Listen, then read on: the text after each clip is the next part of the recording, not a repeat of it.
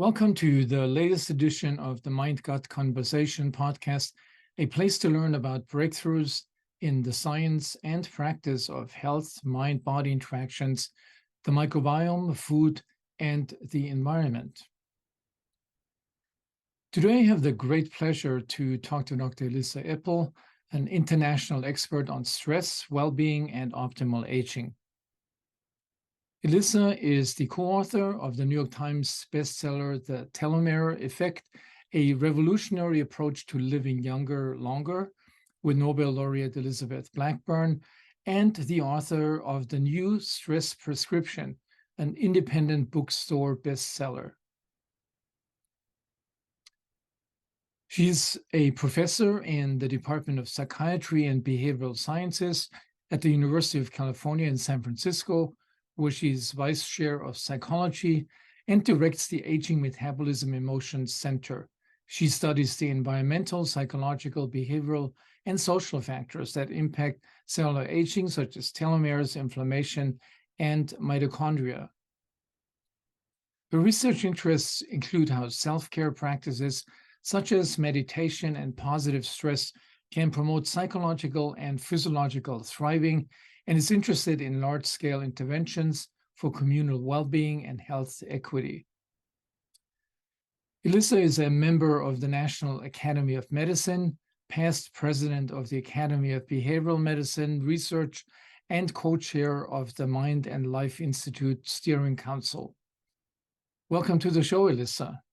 I'm really excited talking to you. Our paths have really not crossed that often, even though we have been working on sort of interrelated topics and themes over the years. Other than attending one of your phenomenal conferences a few years ago, this is the first time we really, talk in person.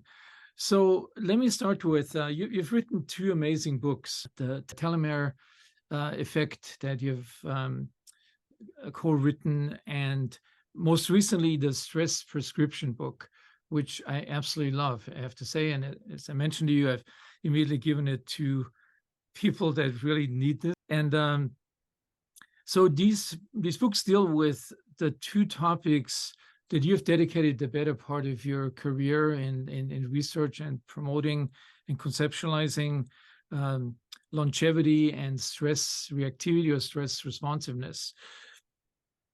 So before delving into these topics, can you tell me some key influences that launched you and kept you in your career that have made you one of the world's experts on these topics?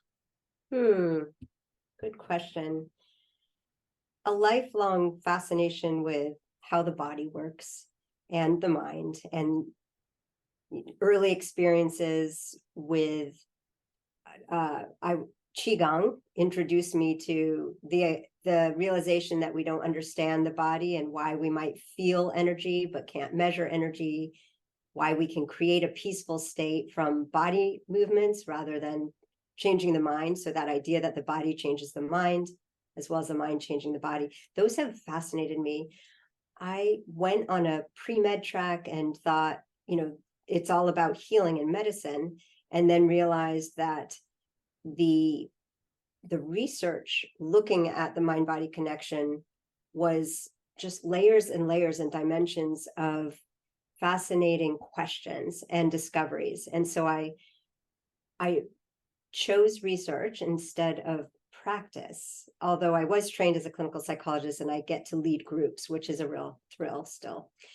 But an influential class for me was Robert Sapolsky's behavioral biology class. And I think the lights that went on was the realization of how much we are truly animals and hardwired for automatic responses that we're unaware of. Or some of them we can't control, like the automatic, strong, fast survival response, the stress response. And then at the same time, we have this capacity for transcendence, for a spiritual life, for experiences of love and feeling connected. And those get transduced also to biological signals. And so that's fascinating to me, that we can we can have and live in both worlds and really attend to where they meet. Beautiful. Let's start with the longevity and these related topics of lifespan, health span, and disease span. In the Telomere Effect book, you and Elizabeth Blackburn tell the fascinating story of how our telomeres are an integrative index of many lifetime influences. So it seems like a lot of things that are happening to us from the exposome, the world around us, and our inner experiences, how they converge on these telomeres. And being then creating this readout of where we are in terms of taking the optimal advantage of what we are programmed for and not shortening it. Could you say a few words about this? I mean, just for people that have not thought about this difference between health span and disease span, which I think is a key area to. Mm-hmm. Yes, you described that so well. The exposome, the outside influences, and then all of the kind of body and mind influences are working together and connected and shaping our cell aging. And telomeres show that, and I can talk about that specifically. But first, let's just think about longevity. We used to focus so much on how long do you live, ultra longevity, and looking at years. And now I think the field has really shifted toward, oh my goodness, who wants to live when they're feeling terrible, they're suffering, they're in pain, they're sick? We can keep people alive for a long time with our technologies, but the quality of life is one most of us wouldn't choose. So really focusing on staying in the health span, preventing disease till as late in life as possible, and having this really short disease span. It's such a great goal, and some of it is under our control. I think we don't realize how much of our biological aging is within the influence of how we live a day. And so when we realize that, we can really think of, we're shaping our health span every day. We're shaping how well we feel, how our vitality is, how our positive emotion is, and of course the health behaviors, the ones we all know and talk about a lot. And those are in communication, in daily communication with our cellular aging biology. And telomeres are one output of that, one result of that, that daily dialogue. I mean, there's some really fascinating and difficult to reconcile observations. So one is, as you mentioned in your book, and it's recently been written about, this increase in longevity and the percentage of centenarians or people in their 90s and 80s, how that is increasing in many parts of the world. Not surprising, I would say, in places where that, like in the blue zones in Italy, but it's not just there. It's also in places where we don't know exactly, how their lifestyles have they really been improving. Like in Japan, a lot of loneliness, a lot of social isolation. So this has sort of been a puzzle to me. How, despite the fact that in the West we're experiencing this epidemic of non-contagious chronic diseases, and at the same time we see people live longer and they probably do not pay conscious attention to healthy lifestyles.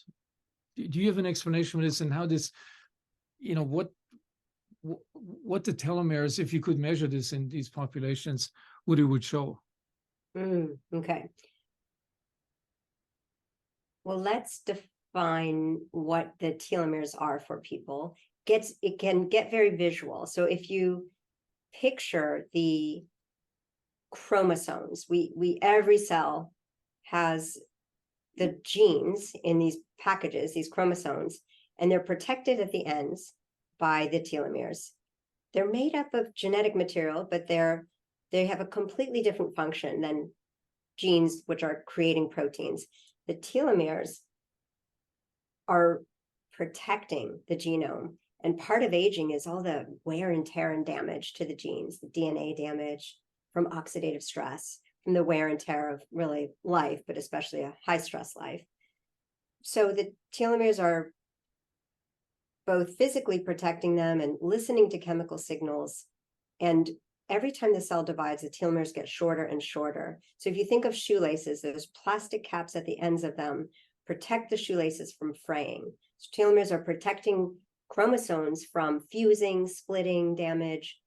And then they're also listening to the cellular environment, looking for stress signals and responding. And when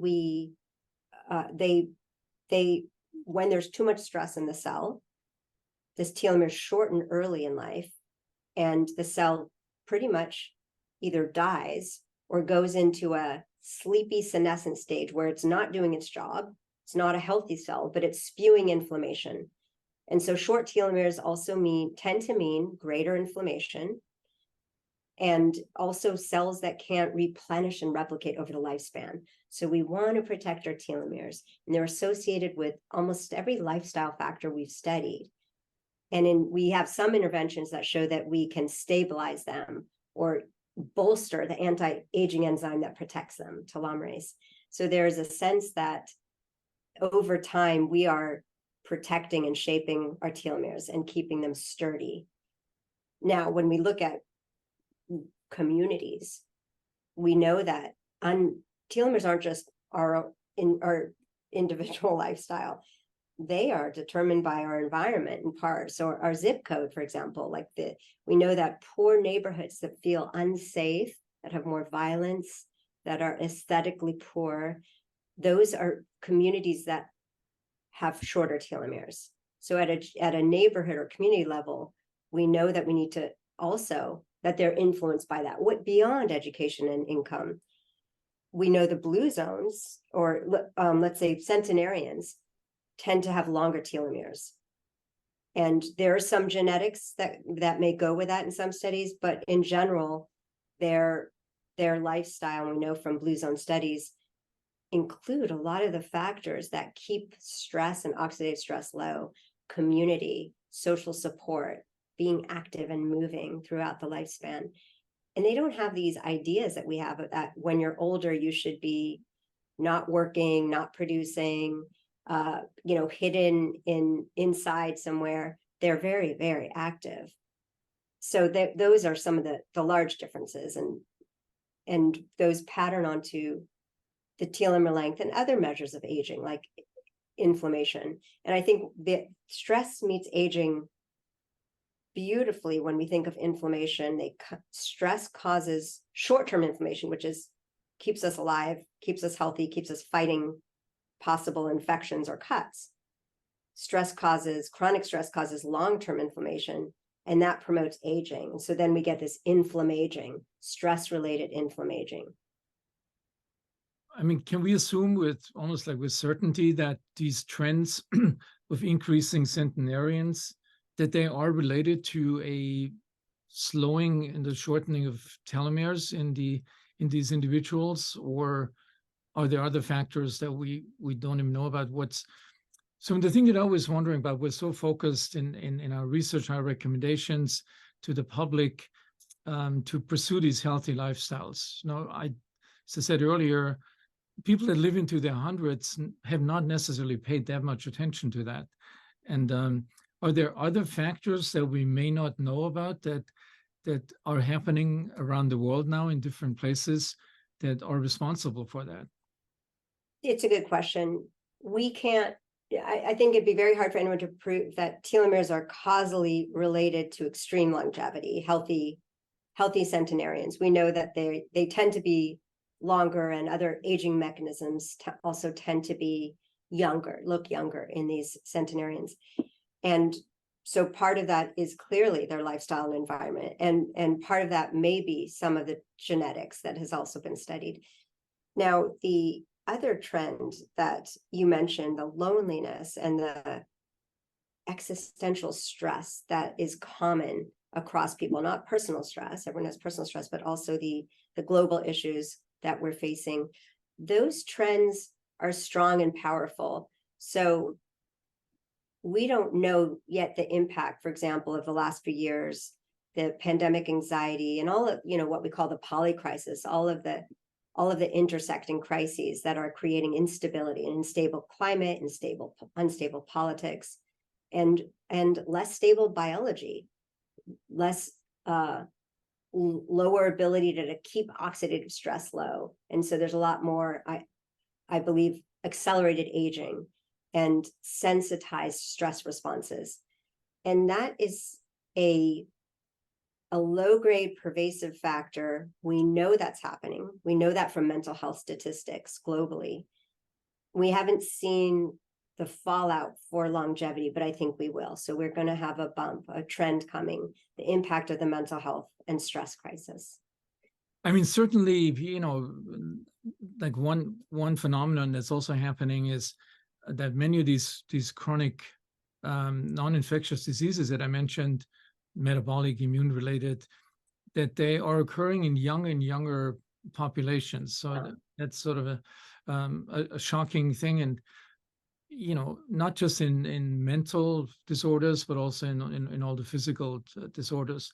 And the way that our healthcare system is responding to that is by, making recommendations about earlier screening tests. Yes. I know as a gastroenterologist, so instead of, paying attention to, for example, nutrition or these other factors, talked about chronic stress. The main focus is on, well, let's just look at 40-year-olds, and then I'm sure in 10 years, if we continue to go down this avenue, it's going to be in 30-year-olds that everybody is to be screened as a young. Yeah. So somehow that realization, that of this disease span concept and how that is changing based on the world we're living in is certainly not made it into medical textbooks or medical school curricula. Yeah, they're focused on the treatment, right? Screening, detect, treat, but not prevent. Yeah. I mean, what are the big factors? Stay socially connected. Don't think you're alone. If you're on your screen all the time, you're alone and you're leading a worse life than everyone else. That's what's plaguing so much of our youth depression. Be continuing to be active, eating whole food, being as close to nature and the earth as possible. And we can look at all these different levels. I mean, you and I are studying similar causative factors like nutrition and stress and looking at different levels, but they're all so interconnected, right? So if I'm looking at my cellular aging markers, the epigenetics, the telomeres, the inflammation, how are those related to the gut? And I actually don't know the answer to this, but are we, I know that gut microbiome is certainly a very big target now in terms of understanding mental health and stress eating and metabolic sequelae. But what about longevity? Do we know much about centenarians and different microbiome, or is microbiome too short term of an outcome to really track longevity outcomes? Yeah, I mean, there's certainly, the interactions of food with both food but also top-down influences from the brain, how they affect microbes, which then changes, for example, this barrier to the immune system. I think that's sort of a key target, which has been referred to in the lay press as the leaky gut, but it's a lot more complicated. But certainly, if the microbes, even if they're not bad ones, come too close in contact with its dendritic cells that have extensions into the into the gut lumen, that this activates this whole cascade of immune activation, which initially stays in the gut and then goes into the systemic circulation and affects all other organs. It would really be interesting to know how that is related to longevity and the inflammation phenomenon. I mean, inflammation clearly is one of those unifying themes that I think translates, bad environmental influences and altered mind states, negative emotions to the health outcomes. Yes, exactly. And one of the studies that I've been leading is following women over 30 years of their life. So we have all this childhood data on what they're eating and their stress levels. And early on, when they're just young girls, their feelings of stress, their perceived stress level is predicting their midlife waist size and metabolic risk. And so how is that? How could something track like that in such a predictive way? And I really think that we overlook the importance of how our mental health and our stress sensitivity is shaping what we're eating, shaping the gut biome, the permeability, the leaky gut, and inflammation. And so those have been invisible in most of this more social epidemiology of understanding lifespan health and childhood predictors. But this stress eating, I think, is a big player. Yeah.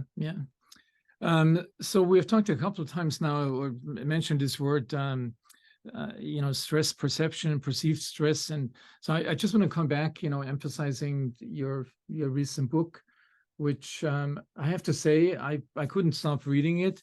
And as I said, I've recommended to a lot of my friends and colleagues. And so you really illustrate beautifully, we're all exposed to these stressors that are going on, and they've been increasing. Well, not all stressors. I mean, a lot of environmental stressors, I think, have gone down in our, modern lifestyle. But then there's these other stressors, these polycrises that you mentioned, that keep increasing on a daily basis, amplified by social media and endless news cycle. That's really the main, the perceived stress is really the main measure that then translates in unhealthy outcomes. Do you want to expand on this? So it's not just the existence of stress, which we can't change, or most people can't change, but it's how we perceive it and how we react to that stress. Yes. Okay, so that's a big question. I love it. I'm going to just start with a really concrete example, because you mentioned the news cycle. This news cycle, which is absolutely fixated on being focused on the most dramatic, traumatic crises anywhere in the world at any time, gets into our cells. The more we watch it, the more anxious we are, the worse heart disease we have years later. And so how can we stop the polycrisis news about the worst human behavior ever, whether it's individuals or country leaders, et cetera? How can we stop that from getting into our cells?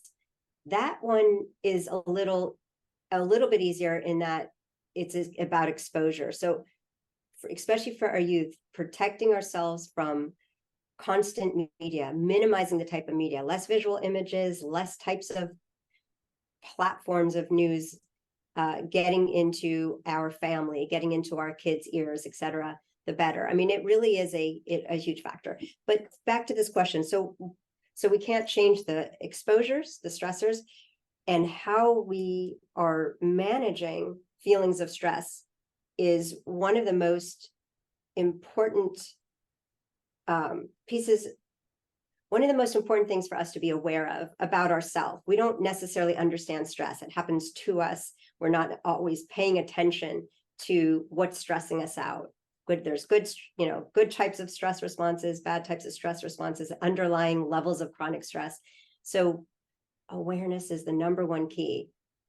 The perceived stress, if it's unmanaged, if we're not awake and looking at it, at least every once in a while with, for example, mindful check-ins, we have a creep up and we have a level of stress that we become so habituated to, it's invisible, and we go to sleep with it, and it affects our sleep. It probably reduces the amount of restorative sleep, deep sleep. And so fortunately, we have a mind that can actually have metacognition, we can turn on the light and check in and pay attention to what is actually happening right now. Do I need to be this high wired and highly calibrated for danger and vigilance? And most of the time, we're actually safe in our moments. And doing these mindful check-ins is step one. It's not the solution to dealing with all the stressors in our life. There are a lot of other strategies I talk about in the book. But if we can just stop and slow down, take a pause, and ask ourselves, what am I feeling in my body? What emotions am I feeling? We're actually already calming down our stress reactive brain, because we're moving from an undefined state of danger and even just the word stress to emotions that tell us information and that help guide us. And just the knowing and naming is actually stress reducing. So that's step one, these mindful check-ins. Breathing exercises are absolutely the most quick and beautiful way to reduce our perceived stress in both in our nervous system and in our subjective experience. I really like the way you point out this difference between, between doing or learning these short-term stress management techniques as opposed to realizing this basic level that we don't feel that the stress response is turned on chronically. That to me seems like a really important thing, because a lot of people say, well, I don't, I can drive to work and I'm not stressed. Well, most likely you are stressed because you're thinking about your first meeting and you may be late for your first meeting and there's traffic, and but you may not perceive that as a real stressor, or people would say, well, everybody experiences that. But I think that this realization that what you point out is that there is inter-individual differences in this stress, unconscious stress perception that goes on all the time. I think that's a key concept. It's to deal with that seems to be almost more important than these stress management techniques that deal with it acutely. Yeah, it's a big realization. And I'm someone who really does, live in the future. My tendency is to be, let that predictive brain be my common state, planning and, kind of on go mode. And so these short-term practices that ground us back to the present have been so helpful to me. So digging into all of the different types of experiments of ways that we can recover quickly, feel deep rest states, or just tweak our stress response so that we're focusing on the positive, harnessing the stress energy in a positive way. Those are powerful, and they really do work within minutes. Mm-hmm. And that's what we need in our daily life. So it's a matter of both knowing what works for you and trying it out, doing these experiments with yourself so you see the data in yourself, really, what works, and it gets quicker. So I think, like, I've trained myself before bed with a certain practice and breathing practice, and I went through a lot of 10-minute sessions with no results till I got to a point where I think I'm promoting better deep sleep within more like 5 minutes. So the things that we can learn to deal both with this low-grade engagement, chronic engagement of our stress system, which that system probably has not evolved in evolution. I think our ancestors did not have to deal with this. That system has evolved in millions of years of evolution to be a perfect acute response system to save our lives. But what we're experiencing now increasingly is this, as you said, this chronic low-grade engagement. Something is turned on all the time without us even knowing it. And then it just manifests at the end in negative health consequences. So people may get sick or have a heart attack, not having realized what has been going on in their lives. And I personally have to say, from my own career, I mean, there have been long periods where I lived that lifestyle, suppressing the conscious perception of stress and spending more time on planes and airport lounges and giving talks around the world. Now it's actually becoming really clear, and like your concepts that you point out, I'm sure a lot of people will recognize themselves in this in this pattern. So what changed, Amarin? You got to tell us a little more. So the constant work and travel, was it the pandemic that broke that up, or was it realizations earlier? It happened about the same time. I think, working from home and also like getting into this sort of creating these media outreach to the public and thinking about topics, a wide range of topics. Writing the books has helped, significantly.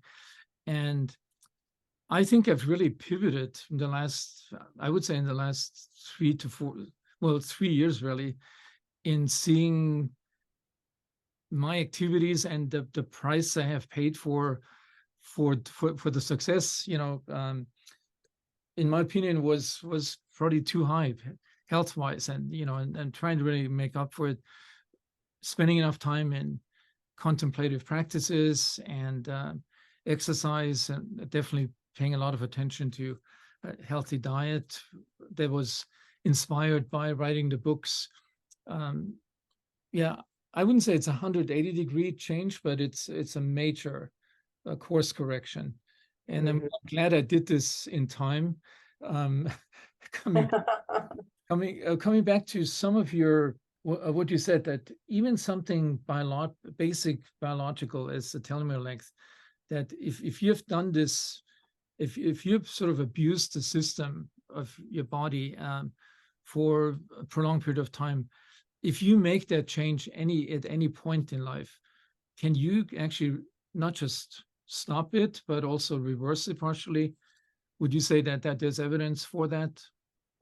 Absolutely. Most of what we're talking about is malleable, and there's neuroplasticity. So if we're practicing something, ideally every day, but at least several times a week, we're also changing our brain pathways to go toward a balanced state, to experience stress differently.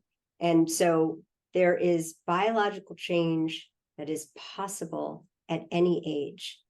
Our biology is so iterative and builds on itself. So when we start down a positive path, we're changing a lot of things at once. I like to think of, well, for example, there's a lot of clinical trials on older people and doing things like, let's say, Tai Chi or Qigong. They're changing their brain in different ways because they've dramatically changed their mind-body experience regularly. They have more balance, less frailty, more physical activity, even their sociality, their social connections change. So it's never too late. And when we think of telomeres, they're very slow changing. They're very hard to study reliably because we have certain measurement issues. I don't think people should go out and measure their individual telomeres. And they are a cumulative measure of wear and tear lifestyle. But there's the enzyme, telomerase, the anti-aging enzyme that changes immediately. When we have an acute stress response, it goes up and says, SOS, let's protect the genome, let's protect the DNA. It soaks up oxidative stress. The telomerase enzyme does a lot of important things for cell health besides protecting the telomeres. And so that's a positive short-term stress. That's what we get when we exercise or maybe do sauna or cold exposure. Now, we think that deep rest and deep restoration is the other important way to do housekeeping and clean up the cell junk, the cell garbage. I don't know what it does to the microbiome, but we just have a paper that it's on my website, but we think it's going to come out very soon, that explains these links between practicing a restorative practice. In any culture, it's going to be different, but the obvious ones are meditation, yoga nidra, things that are slow and restorative. And so you feel safe while you do them. You've created a safe space or community, and the breathing slows, and the stress physiology is turned down very low, including the inflammatory response. And when we do that repeatedly, we are restoring the cell. And you can tell me what you think we're doing to the gut microbiome, but most of us are missing that. And I certainly don't get enough of that. We call it deep rest, the restorative activity during the day. We can think about short breaks, like breathing breaks, but every once in a while, we also want to give our bodies that luxury of the longer restorative activities. Retreats are incredible. I absolutely look forward to them so much in my life. They're hard to make a regular thing, but I either am a student or leading them at least 3-4 4 times a year. I mean, there's a lot of excitement these days about, the role of psychedelics in mental health. And obviously, I think it's too early to say what the definitive answer is I mean, there's some studies, very impressive studies, but, and you mentioned neuroplasticity before, which is sort of being proposed as one of the major effects as opposed to medication. Yes. Do you think in the future, once we know more about the effects, both positive and negatives of regular use, like something like microdosing, do you think that has any role in these recommendations for calming down our chronically engaged stress response? I do. And I'm so fascinated with the amount that we're going to learn in the near future of what the psychedelic therapeutic experience is actually doing to stress neurocircuitry, to peripheral stress biology, to daily stress resilience, the processes, self-compassion, rumination. So that is a wide open research area. And I think that is going to be part of what's happening, is that these hardwired systems that make us see the world in a certain way with threat colored, sunglasses, are all of a sudden turned toward positive, toward experiencing joy, toward having a wider lens, a perspective on life, so that we're not alone and we're not so threatened. So I am just thrilled that, so many psychedelic centers have started, research centers, probably at UCLA too. We've got a couple here, UCSF, UC Berkeley, and the ability for us to go and understand an individual on a daily basis. I'm wearing an Aura ring. I'll think it's a great window into the short-term changes that psychedelics might be promoting. But the recreational psychedelics are really on a different scale than having that therapeutic experience, the safe setting, and the guidance for the consolidation. That's such an important part of the change. Absolutely. I mean, I totally agree with you on this. So we've touched upon a lot of topics, and, I would recommend anybody who's interested to pursue this in greater depth to read both of your outstanding books. As a sort of at the end, what would you say if you had somebody who hears this for the first time? I mean, there's clearly people that will listen to this that say, yeah, I've known this for a long time, but there's going to be a lot of people who have not. And so what can the average person who listens to this, who's not educated in stress biology, and what can that individual do, today, to sort of both assess at what stage they're in terms of this arousal, and what can they do as simple strategies that anybody can do? I mean, not everybody is interested in, long-term meditation, but what's for the average person that is feasible and recommendable? Mm-hmm. Really becoming intimate with your mind is so important. So starting with doing check-ins to notice where your mind is, having your mind meet your body present in this moment. So starting with some short breathing exercises or mindful check-ins, those are really a fundamental block of how to turn the light on and say, where am I at? Rather than being just like a pinball, responsive to the world and its demands and whatever stressors lay ahead for us.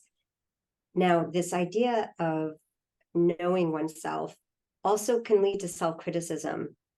And so getting a sense of how stress sensitive you are is really important, and shaping your world and your day around that. Some of us have very high sensitivity to stress. And rather than judging that or feeling like that's I got a negative score, meeting that with such kindness and self-compassion. A lot of our stress sensitivity was determined generations ago. We have these epigenetic transmissions through our lineage, through our ancestry, of inheriting the different ways that our stress response system is wired. So like the amazing work by Rachel Yehuda on how the glucocorticoid receptor is differentially methylated based on if your grandparent was a Holocaust survivor or a trauma victim with PTSD. So there's these long inheritances we have, and we are here because our ancestors were resilient. And yes, we inherited some of their suffering, but in an adaptive way. So some of us are really geared to deal with a very stressful world. And that is, rather than viewing that as a weakness, just viewing that as more of a being really comfortable with understanding that, this is me, my lineage, my biology. It's not about blame or, judging what's good, but just knowing and caring for this animal body, this animal companion that we've inherited. One last question has to do with sex-related differences. Of all the topics that we've been talking about, is there a difference between men and women in terms of stress sensitivity and stress perception and stress reactivity? The short answer is yes, there are big differences in stress responses. And it's a little bit patterning what we know about mental health. And so we know that women suffer from a lot more depression and anxiety than men. And when we look at perceived stress, feelings of stress, we see the same. Women both have a greater burden of stress, of bigger social networks and caretaking, as well as discrimination, limited control and opportunities because of our stratified and discriminating society.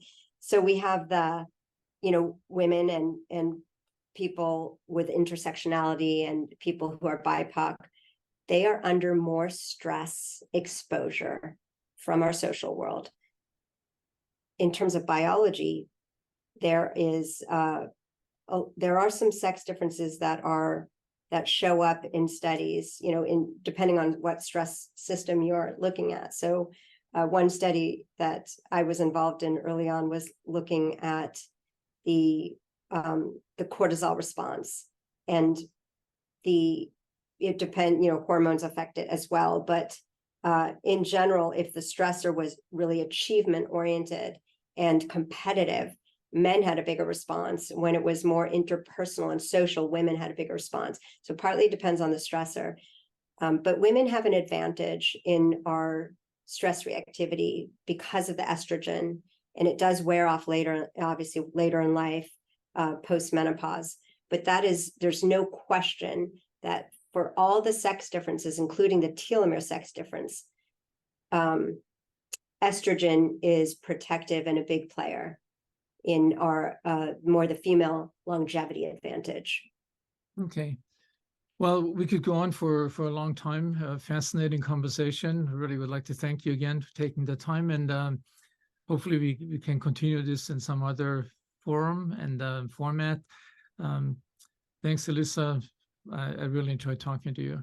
Thank you so much, Emran. I would love to, in our next dialogue, would love to hear your thoughts on how our amazing, 5 pounds of gut microbiota that help us live are also responding to all of these different types of conditions we're talking about. Okay, Elissa. Thank you. Thanks so much. Take care. Bye-bye. Bye-bye.